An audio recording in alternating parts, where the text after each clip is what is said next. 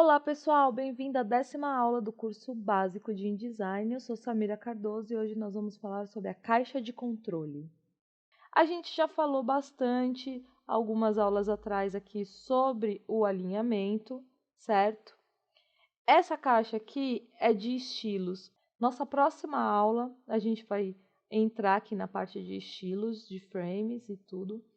É muito interessante, é aqui que a gente começa a aprofundar mesmo estilos de objeto, aqui que a gente vai começar a aprofundar mesmo para projeto gráfico e etc. A gente tem algumas funções aqui de content, que é quando a gente tem uma imagem, algum texto, um link dentro dessas caixas, e aí a gente precisa usar esses contents.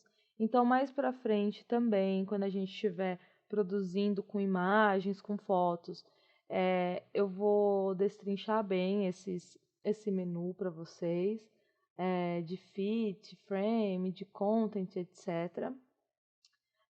Aqui a gente já falou, são os cantos, né?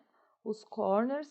Quando a gente, nesse menu aqui, inicial, na caixa de controle, eu só consigo fazer alterações nos 4 juntos. Eu não consigo fazer separado, só com os 4. Então, como a gente tem um objeto assim, cada canto de um jeito, o que acontece? Ele aparece aqui para mim sem opção de valores e sem opção de borda, porque tá tudo uma bagunça. Se eu mudar aqui, ó, se eu colocar todo mundo none e 0, pronto, ele muda todas elas, ele padroniza tudo. Não é possível fazer separado aqui, ok? Essas opções de text wrap também a gente vai, quando a gente for começar a tratar de texto, a gente vai aprofundar um pouquinho mais. Eu vou falar para vocês já já sobre os efeitos. Aqui a gente já viu, né? São os fios, a configuração, tudo mais. Isso aqui, essa ferramenta aqui é para quando a gente tem mais de um objeto na página e ele vai contando a ordem em que eu encaixei esses objetos. Então, digamos que eu tenha esse objeto aqui selecionado e eu tenha esse objeto e eu quero, ó, selecionar o anterior a ele, o penúltimo que eu coloquei antes dele. Aí eu seleciono, não é esse, é o próximo, é o próximo, é o próximo, e assim por diante. Aqui é o anterior, aqui é o próximo objeto antes dele, esse é o objeto anterior que foi colocado na página. Isso às vezes é interessante, porque às vezes sem querer você pode jogar uma caixa e colocar um objeto muito grande atrás de outro, e depois aquela caixinha ficou perdida, mas você vai precisar dela novamente. Então você pode usar essas opções aqui, ó. Ah, era essa caixa. Então eu venho aqui em Object, por exemplo, Arrange, Bring to Front, e ele traz essa caixa para frente. Ela estava para trás, ó, Ctrl Z, agora Ctrl Shift Z, ela está na frente do meu objeto. Então, eu posso até perder algum objeto e conseguir selecionar ele novamente com essas caixinhas. Tá certo? Agora, vamos a algumas que a gente ainda não viu. Então, eu vou fazer uma configuração aqui de novo no Corner. Object, Corner Options. Só para que a gente tenha algumas configurações um pouquinho diferentes para entender aqui o que eu vou fazer. Pronto, ok. Beleza. Essa ferramenta aqui, ela faz um flip horizontal ou um flip vertical. Então, ela dá uma espelhada. É sempre importante que vocês vejam o seguinte. Quando você está lidando com um objeto, você tem o ponto de referência desse objeto.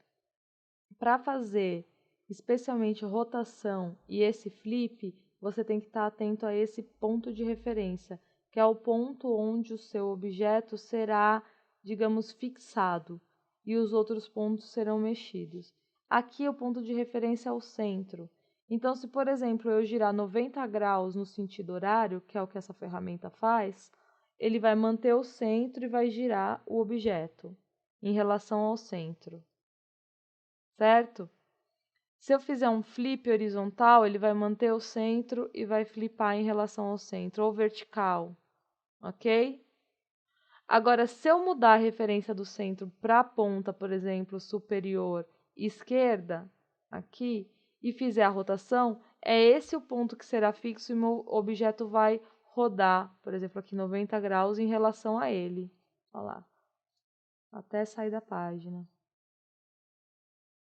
Ou se eu fizer um flip, vai também ser em relação a ele, ok? Então, sempre que você for fazer rotação, flipar um objeto, presta atenção no ponto de referência desse objeto. E o ponto de referência também determina a posição de x e y dele. X e y é essa régua aqui, né? A parte horizontal é x, então aqui, ó, se eu puxar um fio, uma guide, eu vou puxar aqui, ó, tô no ponto 45,2 e aqui nessa outra ponta eu tô no 35 milímetros. Aí eu seleciono meu objeto e você vai falar, pô, mas tá 103,74. É porque o ponto de referência não tá aqui nesse canto, tá aqui. Se eu colocar ele no canto em que eu fiz essa medição, então veja só, ele já aparece 45,2 e 35, que é exatamente o que a gente viu lá na nossa régua. Beleza? Aqui a gente tem o tamanho do objeto, que pode ser alterado. Se tiver com a corrente selecionada, ele vai ser alterado proporcionalmente. Então, se eu aumentar aqui 10, se eu aumentar aqui para 100, ele mudou só horizontalmente. Se eu clicar aqui e agora fizer uma alteração para 150, todo o objeto cresceu, porque ele está vinculado, o que cresce num lado proporcionalmente cresce na outra dimensão. Aqui nessa outra caixa a gente tem escalonado, então eu posso diminuir, por exemplo, 50% do valor desse meu objeto. E também tem a mesma correntinha que determina a proporção ou não dessa escala, ok? Vamos aumentar aqui em 200% agora, pronto, para voltar a ficar grande. Aqui eu posso colocar a angulação que eu quero que ele tenha. Vou voltar aqui o meu ponto de referência para o centro, para a gente girar. Então, eu posso girar, por exemplo, 30 graus o meu objeto. Eu tenho essa maneira, vou dar um Ctrl Z. Uma outra maneira de rotacionar é selecionando aqui, ó, Rotate Tool, ou clicando R no teclado, ele já seleciona. Pode ver que o ponto de referência está aqui, né? Eu posso até alterar nessa rotação, não precisa ser mais só nos pontos. Ó, aqui eu seleciono um ponto determinado para que o meu ponto de rotação fique. Porém, com a ferramenta de rotação selecionada, e eu chegando bem pertinho aqui do meu ponto de rotação, muda para uma setinha com alvo e eu posso colocar o meu ponto de rotação em qualquer outro ponto que eu queira. Não necessariamente precisa ser nas pontas do objeto. Então, pode ser aqui, por exemplo, no centro deslocado dele.